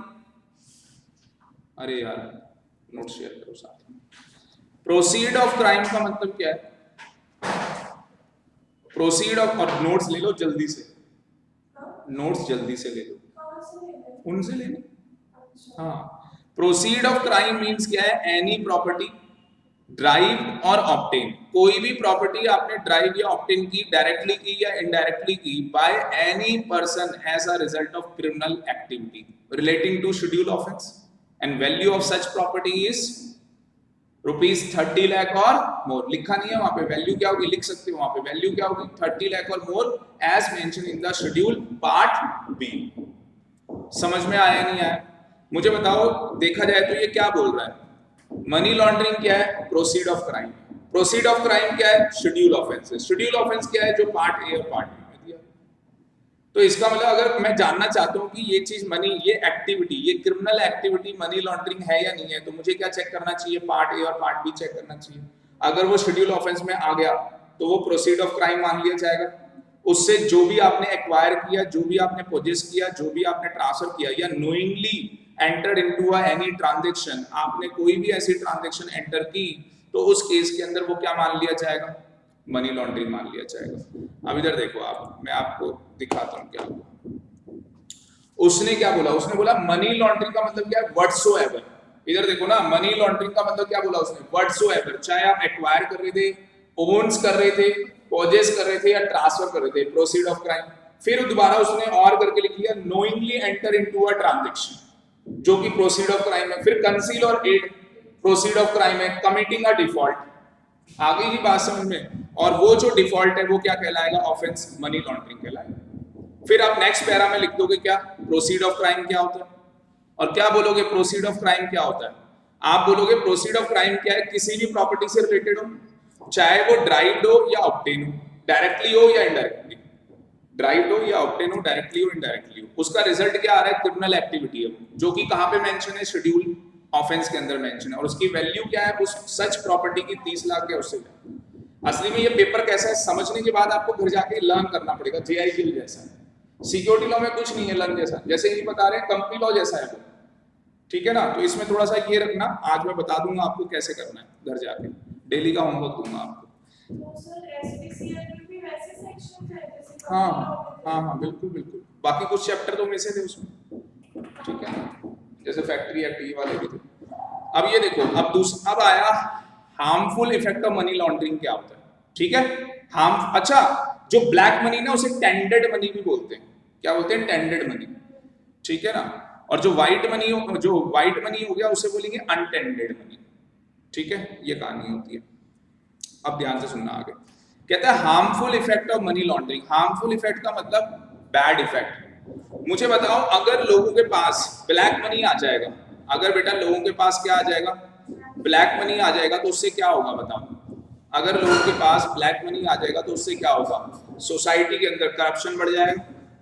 आ रही बात समझ में, सोसाइटी के अंदर ऐसे लोग, इकोनॉमी के अंदर मतलब ऐसे लोगों का कंट्रोल हो जाएगा जिन्होंने किससे पैसा कमाया, ब्लैक मनी से पैसा कमा रखा है। आगे बात समझ में, मुझे बताओ ये लोग ब्लैक मनी कहाँ यूज किया करेंगे, बैंक्स के अंदर, फाइनेंशियल इंस्टीट्यूशंस के अंदर, वहां पे पैसा यूज किया करेंगे ये लोग। क्या मुझे बताओ, इससे एक हमारे सिस्टम के अंदर ही करप्शन क्रिएट या ब्लैक मनी क्रिएट होने लग जाएगा। मुझे बताओ, अगर मैं एक एग्जांपल देता हूं आपको, किसी घर के अंदर पाप का पैसा है, पाप समझ गए ना, ठीक है ना, पाप किया हुआ है, मतलब कि गलत तरीके से कमाया हुआ पैसा है। मुझे बताओ, आपने देखा होगा वो फैमिली हमेशा परेशान रहेगी, उस फैमिली के साथ हमेशा कुछ ना कुछ गलत होता रहता है। मैं मुनीरका जा रहा था पढ़ाने के लिए, आज से बहुत साल पहले की बात है, 8-10 साल पहले की बात होगी, सीए का बैच था मेरा। मेरी बाइक की स्पीड होगी 80 के आसपास, और मैं फ्लाईओवर के नीचे उतर रहा था, तो स्पीड और बढ़ जाती, मतलब पहले 60 रही होगी, 80 चलेगी। सामने से एक गाड़ी आती है, वैगनार थी, सेंट्रो थी, रॉन्ग साइड आती है वो, और मेरी बाइक हिट करती है। मैं सीधे जाके ऐसे टकराता हूँ, जो साइड में फुटपाथ नहीं होता, वहां जाके मैं गिर जाता हूँ। जितने भी लोग उस फुटपाथ के साइड में चल रहे थे, उनको लगा कि आदमी मर गया। क्यों भाई, इतना खतरनाक कि वहां से रॉन्ग साइड से गाड़ी आई, मैं ऊपर से फ्लाईओवर से आ रहा हूँ, हिट किया, और मैं कुचल के, जैसे मूवी में होता है बिल्कुल एकदम, और बॉडी वहां चलेगी। जो लोग वहां चल रहे हैं उनको तो लगा भाई मर गया यार, और मैं आराम से खड़ा हो गया, वो कह रहे भाई भूत आ गया एक तरीके से। और आप बिलीव नहीं करोगे, मेरे को कुछ भी नहीं हुआ, मेरी बाइक को बहुत ज्यादा डैमेज हुआ, और मेरे को कुछ भी नहीं हुआ, और मैं क्लास लेने भी चला गया फिर भी, मतलब मैं इतना पागल था उस टाइम पे, अब भी हूँ मतलब। और मैं क्लास लेने चला गया मीनाक्षी, और बच्चे बता रहे हैं सर पाँव से खून आ रहा है, और बच्चे बता रहे हैं सर नीचे पैंट फूट गई है। और मैं फिर भी मतलब नहीं पढ़ा, मैं पहले बच्चों को कह रहा हूँ मैं पढ़ा लेता हूँ फिर चलेंगे हॉस्पिटल, मैं क्लास बंद करो पहले हॉस्पिटल चलेंगे। फिर वो मेरी बाइक देखने गए तो बाइक का टायर ये सब ऐसे हो रखा है, वो कह रहे सर बाइक तो चलेगी नहीं, इतना खतरनाक आपका एक्सीडेंट हुआ, इतना खतरनाक डैमेज हुआ। वहाँ से आप पढ़ाने कैसे गए? बाइक पे? बाइक पे ही, बाइक? बाइक चल रही थी, धीरे धीरे करके चल रही थी, और मैं फिर भी पहुंच गया। मतलब वहां से रहा होगा 3 किलोमीटर और दूर।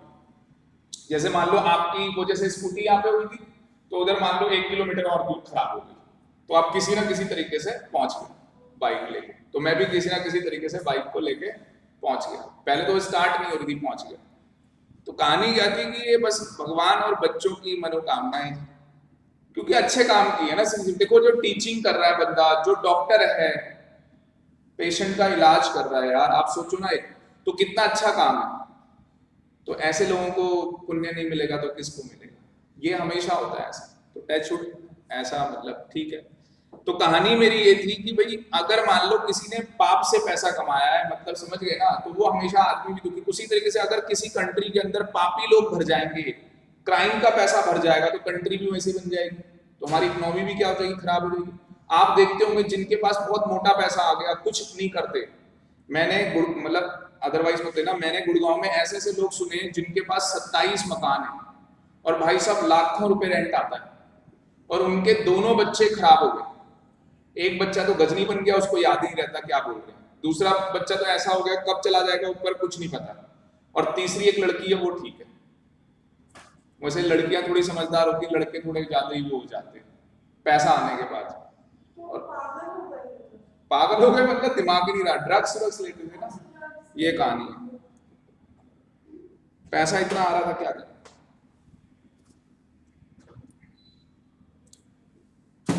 अब जिसका महीने का 5-5, 6-6 लाख रुपए प्रॉपर्टी के रेंट से पैसा आ रहा हो, तो भाई दिमाग तो खराब होना ही है ना। आपकी जेब में सुबह निकलो तो मोटी मोटी गड्डियां भरी हुई हुई 2-2 हजार रुपए की, भाई साहब कोई इधर से गिर रही हो कोई इधर से, तो दिमाग तो तुम्हारा भी खराब होगा ना भाई। तुम जिस गाड़ी में बैठो गाड़ी पूरी पैसों से भरी हुई हो, तो दिमाग तो तुम्हारा खराब होगा। हाँ बिल्कुल, हाँ कुछ लोग हो जाते हैं एक्सेप्शन, ये कहानी।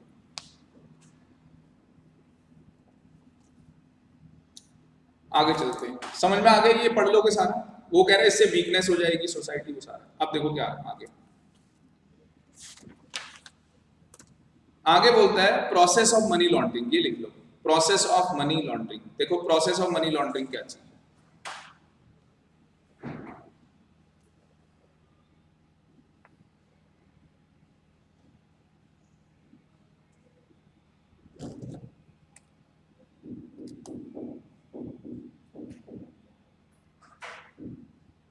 चेक करने को बताया हमने। चेक क्या करके? वो शीट कैसे मंगवाऊंगी? अच्छा, मैं तो कह रहा हूँ आरटीआई लगा दो। आरटीआई वो 10 रुपए में हो जाएगा काम, 500 रुपए खर्च करोगे। बता दूं कैसे? तो बता दूं, क्योंकि देखो इतने में नंबर तो बढ़ नहीं है।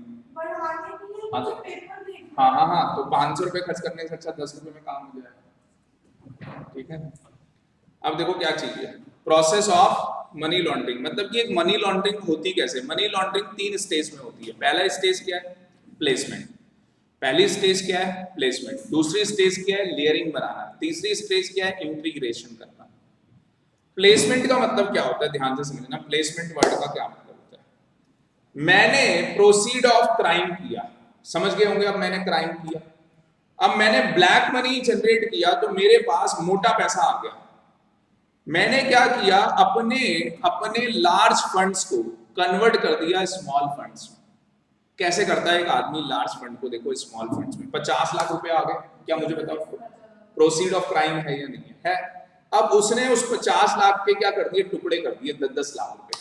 10 लाख रुपए कहीं और इन्वेस्ट कर दिया, 10 लाख कहीं और, 10 लाख कहीं और, 10 लाख कहीं और। अब मान लेते हैं एक जो 10 लाख रुपए इन्वेस्ट किया है, उसको भी आगे फर्दर इन्वेस्ट करने के बाद फिर उसको फिर तोड़ दिया, फिर उसको कुछ टाइम के बाद फिर तोड़ दिया। मतलब कि वो बंदा क्या करते चला जा रहा है, अपना जो उसने लार्ज फंड अर्न किया था ब्लैक मनी क्राइम करके, उस फंड को वो स्मॉल अमाउंट्स में तोड़ता चला जाए, और जो स्मॉल अमाउंट में वो ब्रेकअप कर रहा है उसका भी क्या कर रहा है, और ज्यादा ब्रेकअप कर रहा है। कहीं ना कहीं मुझे बताओ वो ब्लैक मनी जो उसने अर्न की है जिस एक्टिविटी से, क्या वो उस क्राइम को छुपा रहा है या नहीं छुपा रहा? अब आप समझ गए ना, जैसे हम लोग बचपन में किया करते थे 6th क्लास के अंदर कि भाई मेरे इंग्लिश में कम मार्क्स आए, तो हम अपनी कॉपी ऐसी जगह छुपाते थे किसी को मिले ही ना। अगर हमारा बुक शेल्फ हमारे पापा जी चेक कर ले तो उन्हें मिले ही ना। और हम ऐसे कैसे छुपाते थे कि एक किताब के पीछे छुपाया, अच्छा जी यहाँ पता लग जाएगा, उसके भी पीछे मतलब ऐसा कुछ कर दिया कि बंदा ढूंढ ही ना पाए उसे, सोच ही ना जाए कि यहाँ पे इसके मतलब उसमें किताब होगी उसके अंदर। आगे की बात समझ में। तो प्लेसमेंट का मतलब समझे, लार्ज सम ऑफ मनी को क्या है स्मॉल में।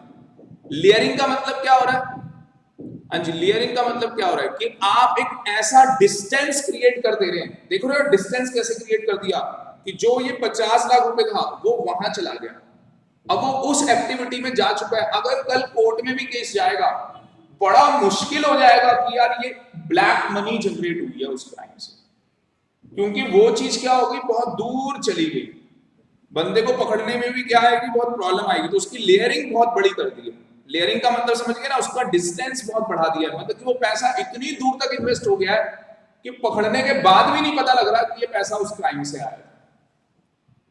जैसे वही हो गया ना, एक टेररिस्ट एक्टिविटी से पैसा आया।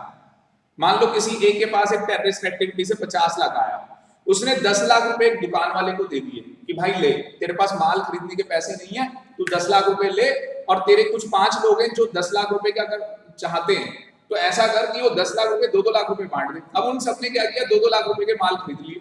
आगे चल के क्या होगा, उससे इनकम जनरेट होगी, उसके पास आएगी, फिर वो उन पैसे को जाके एफडी में डाल देगा। एफडी में डालने के बाद पता लगता है शेयर में आगे इन्वेस्ट कर दे, पता लग रहा है आगे उन शेयर्स को किसी और को बेच दे, फिर उनसे पैसा ले ले, फिर दोबारा वो किसी और शॉप के अंदर इन्वेस्ट कर दे कि मैंने लोन दिया। तो उस पैसे का जो डिस्टेंस है वो बहुत ज्यादा ही दूर तक चला गया।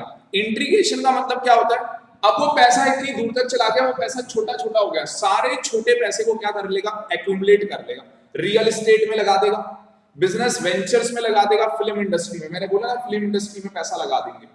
दाऊद का जो पैसा यहाँ आता है वो किसके थ्रू आता है, हवाला रोड के थ्रू, कि सर देखो ये टैक्स हेवन कंट्री से आ रहा है, टैक्स फ्री पैसा है। तो सरकार को भी लगता है कि यार फिर क्या दिक्कत है, अगर पैसा आ रहा है तो कोई दिक्कत नहीं है। वो मोटा पैसा आके कहां लग जाता है, फिल्म इंडस्ट्री में लग जाता है। फिल्म इंडस्ट्री में क्या होगा, फिल्म रिलीज होगी, उससे इनकम जनरेट होगी, वो इनकम कहां चली जाएगी, बाहर चली जाएगी। क्या मुझे बताओ, पैसा ब्लैक का व्हाइट हो गया, नहीं होगा, अपने आप ही होगा। तो ये समझ में आ गया। पेपर में क्वेश्चन आ जाएगा, प्रोसेस ऑफ मनी लॉन्ड्रिंग बता दो, बस 5 नंबर का, इंपॉर्टेंट मार्क कर लेना। पनिशमेंट में आ जाओ, पनिशमेंट बता देता हूं। पनिशमेंट का चार्ट बना लेते हैं, पनिशमेंट का चार्ट बना लेते हैं, पनिशमेंट का चार्ट बना देता हूं फटाफट।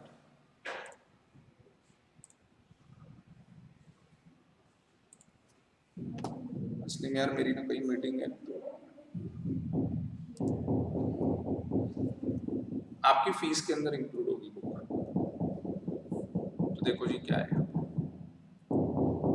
क्या क्या बताने जा रहा हूं, पनिशमेंट लिख लो, मैं एक चार्ट बनाने जा रहा हूं, पनिशमेंट फॉर मनी लॉन्ड्रिंग। एक तरफ हम लिखने जा रहे हैं मिनिमम और एक तरफ लिख लेंगे मैक्सिमम।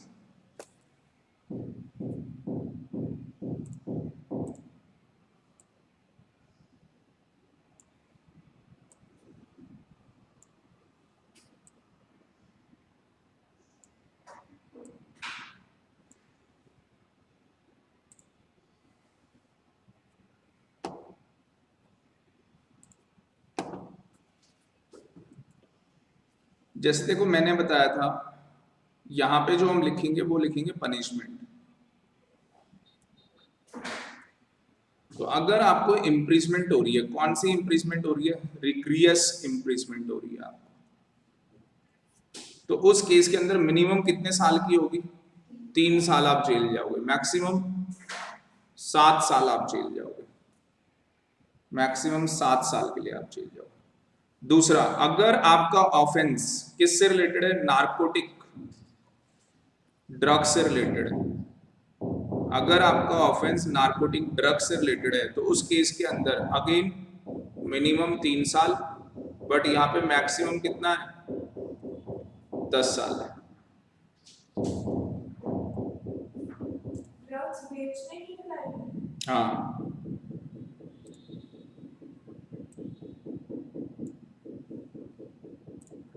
मनी लॉन्ड्रिंग के अंदर जेल चले जाओगे। प्लस अब इन दोनों के अंदर प्लस है, प्लस आपको फाइन पे करना पड़ेगा। कितना, 5 लाख रुपए मैक्सिमम दोनों के अंदर। इसका मतलब डिस्क्रिप्शन ऑफ कोर्ट है, अगर कोर्ट को लगा तो 5 लाख रुपए से क्या कर सकता है, कम कर सकता है। 5 लाख रुपए से क्या कर सकता है, कम कर सकता है। अब मेरी बात को ध्यान से सुनना। जिस बंदे ने क्या किया, प्रोसीड ऑफ क्राइम जनरेट किया, मतलब ब्लैक मनी जनरेट किया, उसके लिए मीनाक्षी हमने क्या बना दी, पनिशमेंट। हमने कहा भाई तेरे को रिग्रियस इम्प्रिजमेंट हो जाएगी, मतलब समय पत्थर तोड़ने पड़ेंगे, ऐसे काम करने पड़ेंगे, मिनिमम 3 साल जेल जाएगा, मैक्सिमम 7 साल। नार्कोटिक ड्रग्स में पकड़ा गया तो मिनिमम 3 और मैक्सिमम 10 साल चला जाएगा। प्लस तुझे 5 लाख रुपए का फाइन भी पे करना पड़ेगा। एक आदमी कहेगा 5 करोड़ मिले मर्डर करके, चला जाता हूँ जेल 7 साल, क्या जा रहा है, 7 साल जेल चला जाता हूँ, 5 लाख रुपए फाइन दे, क्या जा रहा है। भैया लोग हैं ऐसे। मुझे बताओ, जो प्रिवेंशन ऑफ मनी लॉन्ड्रिंग है, जो हम मनी लॉन्ड्रिंग को रोकना चाहते हैं, क्या वो कम होगा, नहीं होगा वो। तो इसका मतलब जो ये एक्ट है, इस एक्ट का जो ऑब्जेक्टिव है वो तो अचीव ही नहीं हो पाएगा। इसलिए इस एक्ट के अंदर सेक्शन 5 में कुछ लिखा है, सीधे नोट लिख लेना इसके नीचे नोट लिख लेना, नोट सेक्शन 5। देखो सेक्शन 5 क्या बोलता है इसमें। सेक्शन 5 कहता है कि अगर ऑफिसर को, जहां जहां मैंने अंडरलाइन किया आप अंडरलाइन कर लेना, अगर ऑफिसर को क्या हो गया, बिलीव हो गया कि इस पर्सन के पास जो पैसा है वो कहां से आया है, मनी लॉन्ड्रिंग करके पैसा आया है। अगर हमारे ऑफिसर को क्या बिलीव हो गया कि इस बंदे के पास, किसी भी बंदे के पास पैसा कहां से आया है, मनी लॉन्ड्रिंग करके पैसा आया है, और उसने ये चेक कर लिया कि ये शेड्यूल ऑफेंस है, ये क्या है, शेड्यूल ऑफेंस है, और ये बंदा प्रोसीड ऑफ क्राइम को क्या कर लेगा, कंसील कर लेगा, छुपा लेगा। मतलब समझ ले क्या कर लेगा। उसकी 3 वर्ड आपको बताए थे, मनी लॉन्ड्रिंग के 3 प्रोसेस होते हैं, क्या क्या होते हैं, प्लेसमेंट करना, लेयरिंग बनाना और इंट्रीगेशन करना। तो उसको पता लग गया कि ये प्लेसमेंट कर लेगा, लेयरिंग बना लेगा, इंट्रीगेशन कर लेगा, ये मनी लॉन्ड्रिंग का पैसा कंसील कर लेगा, वो पैसा पता ही नहीं लगेगा, इतना डिस्टेंस हो जाएगा कि वो कहां से आया था, कौन से क्राइम से आया था। क्या मुझे बताओ, अगर ऑफिसर को शक हो गया कि ये पैसा मनी लॉन्ड्रिंग से आया है, तो क्या वो प्रॉपर्टी को कॉन्फिस्केट कर सकता है, उस प्रॉपर्टी को। Answer is yes. आपकी प्रॉपर्टी जब्त कर ली जाएगी, या जो भी पैसा आपने कमाया था, जो भी अर्न किया था, अगर वो पैसा किसी बैंक अकाउंट में मिल गया तो वो बैंक अकाउंट सील कर दिया जाएगा। और मैक्सिमम कितने टाइम पीरियड के लिए ऐसा ऑफिसर करवा सकता है, 180 डेज के लिए। और अगर 180 दिन के बाद आप केस जीत गए, भाई ठीक है, आप क्लीन हैंड से निकल के आ गए बाहर, और अगर आप केस हार गए तो देखो वो पैसा भी गया, साथ में जेल भी गया और फाइन भी। आप बताओ अब सही हुआ या गलत हुआ, आप बताओ अब सही हो गया या गलत हो गया, अब सही हो गया। क्या इससे मुझे बताओ मनी लॉन्ड्रिंग पे रोक लग जाएगी, लग जाएगी, लग जाएगी। और जितनी कम मनी लॉन्ड्रिंग होगी, क्राइम रेट भी उतना कम हो जाएगा। और जितना कम, क्या हम यही चाहते थे क्राइम कम हो जाए, यस। और जितना ज्यादा कम, सॉरी, जितना कम क्राइम हो जाएगा उतनी ब्लैक मनी क्या हो जाएगी, कंट्री के अंदर कम हो जाएगी। ऑब्लिगेशन ऑफ फाइनेंशियल इंस्टीट्यूशन और इंटरमीडियरी। देखो 3 लोगों के पास क्या ऑब्लिगेशन है, बैंक्स के ऊपर, फाइनेंशियल इंस्टीट्यूशन के ऊपर और इंटरमीडियरीज के ऊपर। इसमें देखो ये क्या कहना चाहता है, बैंक्स आपको पता ही है, ठीक है ना, कमर्शियल बैंक भी है, प्राइवेट बैंक भी है, फाइनेंशियल इंस्टीट्यूशंस भी है। इंटरमीडियरी आपको पता ही है, स्टॉक ब्रोकर है, डिपॉजिटरीज हैं, कैपिटल मार्केट के अंदर स्टॉक एक्सचेंज है।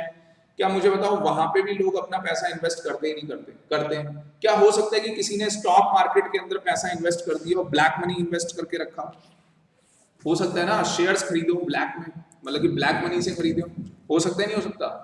तो बोला गया है कि अगर आप कोई प्रॉपर्टी परचेज करते हो, क्या करते हो, कोई प्रॉपर्टी परचेज करते हो, और वो प्रॉपर्टी जो आपने परचेज की है वो 30 लाख या उससे ऊपर की है, तो उसकी सारी रिपोर्ट, अच्छा प्रॉपर्टी की रजिस्ट्री कहां पे होती है, सब रजिस्ट्रार के पास, बताया था ना मैंने, सब रजिस्ट्रार के पास रजिस्ट्रेशन एक्ट में लिखा हुआ है।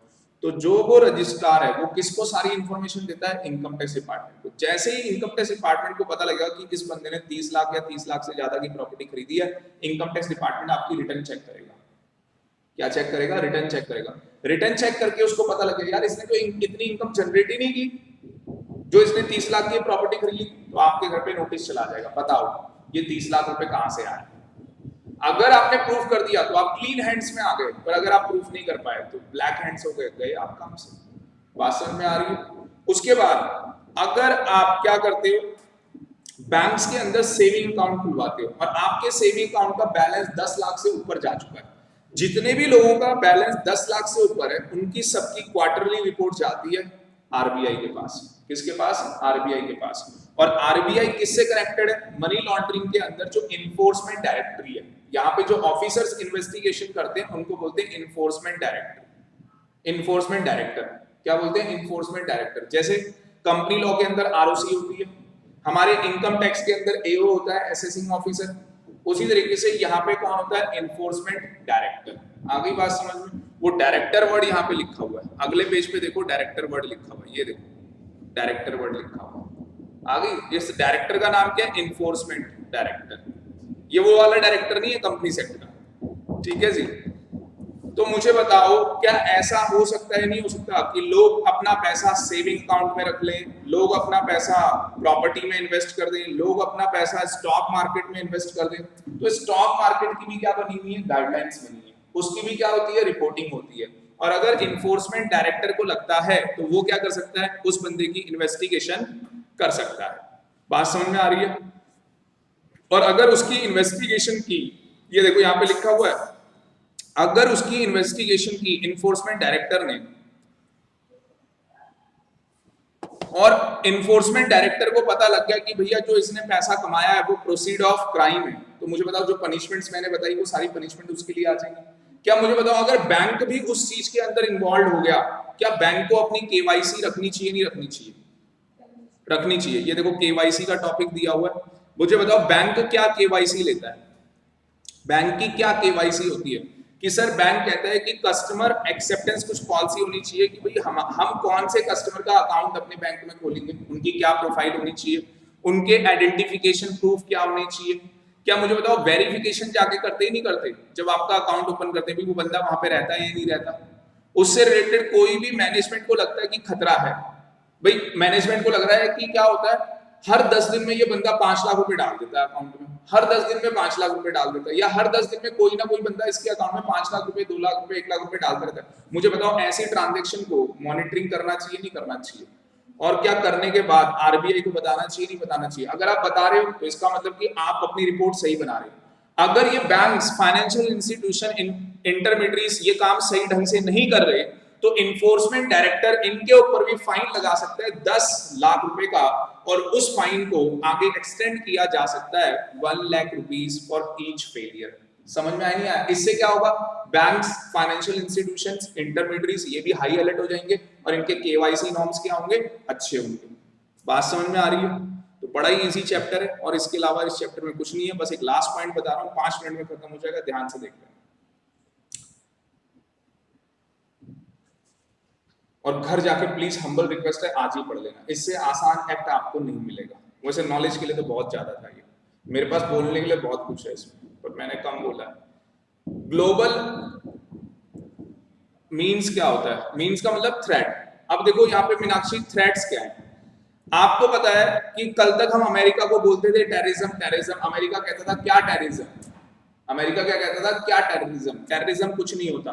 पर कहते हैं ना जब अपने में बीतती है, क्या कहते हैं? जब अपने में बीतती है तब पता लगता है टेररिज्म क्या होता है। तो आज क्या है? अमेरिका कहता है हाँ भाई टेररिज्म होता है। तो मुझे बताओ मनी लॉन्ड्रिंग होना अच्छी बात है या बुरी बात है? बुरी बात है। तो उसके लिए क्या हुआ? यूनाइटेड नेशन ने क्या किया था? एक मेंबर्स बनाए थे कंट्रीज के। यूनाइटेड नेशन ने क्या किया था? एंटी मनी लॉन्ड्रिंग स्टैंडर्ड्स बनाए थे कि भैया असली में मनी लॉन्ड्रिंग नहीं होनी चाहिए, ठीक है ना? वो 80s के आसपास बनाए गए थे। उसके बाद FATF बनाए गए, फाइनेंशियल एक्शन टास्क फोर्स बनाई गई, मतलब और मेंबर्स बनाए गए। एक और मॉडल तैयार किया गया, पहले एक मॉडल तैयार कर लिया, फिर दोबारा जैसे CS का इंस्टीट्यूट है, बन तो 1980 में गया था, फिर उसके बाद दोबारा से उसको बनाया गया कंपनी फॉर्म के अंदर। सॉरी 1968 में बन गया था, फिर 1980 में तो चेंज कर दिया, उसको कंपनी फॉर्म में बना दिया। मेरे ये कहने का मतलब है यहाँ पे कि जो फाइनेंशियल एक्शन टास्क फोर्स है वो क्या कर रही है सर, वो अपने साथ कंट्रीज को जोड़ रही है। जैसे WTO बना हुआ है, तो ये फाइनेंशियल एक्शन टास्क फोर्स किस काम के लिए? मनी लॉन्ड्रिंग के काम के लिए। किस काम के लिए? मनी लॉन्ड्रिंग के काम के लिए। आईसी ये क्या करेगी? ये सारी कंट्रीज को आपस में जोड़ेगी। ये कंट्रीज क्या करेंगे? ये बताएंगे कि देखो जी, हम लोगों ने मनी लॉन्ड्रिंग को लेके, हम लोगों ने क्या किया है, मनी लॉन्ड्रिंग को लेके कुछ टेक्निक्स एडॉप्ट किए। तो ये बताएंगे वो टेक्निक्स कैसी, आ रही बात समझ में? फिर उसके बाद क्या किसी कंट्री के अंदर मनी लॉन्ड्रिंग हो रहा होगा या नहीं हो रहा होगा? हो रहा होगा। वो मनी लॉन्ड्रिंग चेक करके उन्होंने क्या सॉल्यूशंस निकाले, क्या किया, वो सारे कंट्रीज आपस में क्या करेंगे? शेयर करेंगे। मुझे बताओ, दो बातें वो बंदा शेयर करेगा। देखो, आप दोनों आपस में अगर डेली आने के बाद, जैसे क्लास, अब नेक्स्ट क्लास होने वाली है, आप मनी लॉन्ड्रिंग के 2 टॉपिक आप बता देते हो, 2 टॉपिक के चैप्टर हो गया पूरा, ठीक है। वो मैं आज थोड़ा कम टाइम में नेक्स्ट क्लास में बताऊंगा आपको क्या करना है घर जाके। नोट्स तो बनाने ही बनाने, साथ में एग्जामिनेशन क्वेश्चन करने।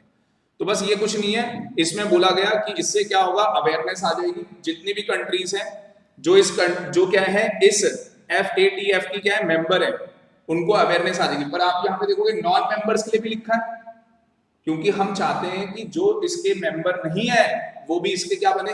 मेंबर बने। आ रही बात समझ में? हम चाहते हैं जो इसके मेंबर नहीं बन रहे वो भी इसके मेंबर बने।